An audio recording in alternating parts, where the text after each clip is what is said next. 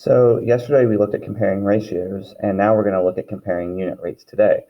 In both cases, we're going to do a lot of the similar things. We're going to have to figure out a way to scale up or scale down our ratios in order to compare. But with unit rates, because it's a unit rate, there's one very obvious way that we want to do that. So to start out, I want you to think about if you were given this information, car 1, car 2, and car 3, about which is going fastest, which one do you think it would be? Well, we'd say car 2 is going the fastest because it's going 65 miles per hour. Or another way of saying that is in 1 hour it goes 65 miles versus car 2 where in 1 hour it goes 30 miles, or car 3 in 1 hour it goes 14 and a half miles. What did we notice about each of these? Well, the big thing is that we're all comparing the speed at 1 hour. And because we compare how far they're going in 1 hour, it gives us something in common. And the part that's different is the speed itself. Having that unit, the 1 hour, makes it so we can actually compare the speed of these three cars.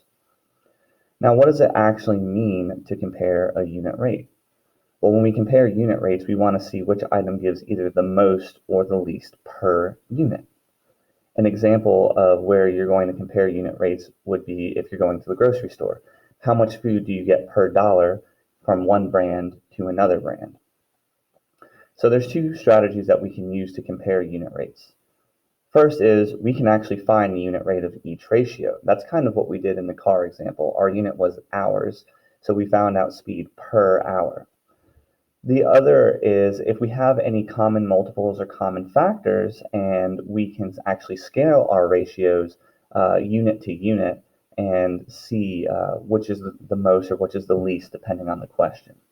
So here's an example. If on Monday you deliver 220 newspapers in 2 hours, and then on Tuesday you deliver 312 newspapers in 3 hours, and you want to know which day did you deliver newspapers at a faster rate.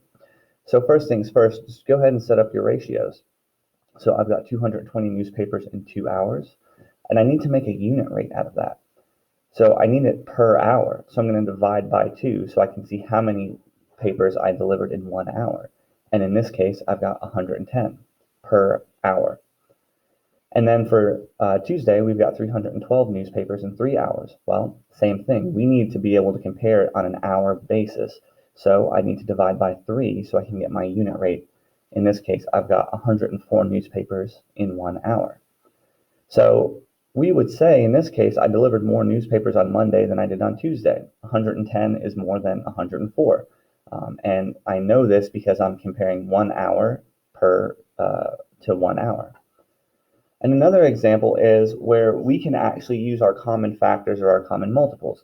So let's say that we want to rent a boat for the afternoon, and we can go to the Boat Bunker, which charges $27 for 3 hours, or we could go to Ore City, which charges $45 for 9 hours. So it's kind of the same idea. I'm going to write both of my ratios here. I've got $27 for 3 hours for Boat Bunker. I've got my $45 for 9 hours for Ore City. And this is where knowing my common factors and common multiples really makes sense. So I know that 3 has a common multiple of 9, so I'm just going to go ahead and multiply that ratio by 3. So 27 times 3 and 3 times 3, which gives me $81 for 9 hours.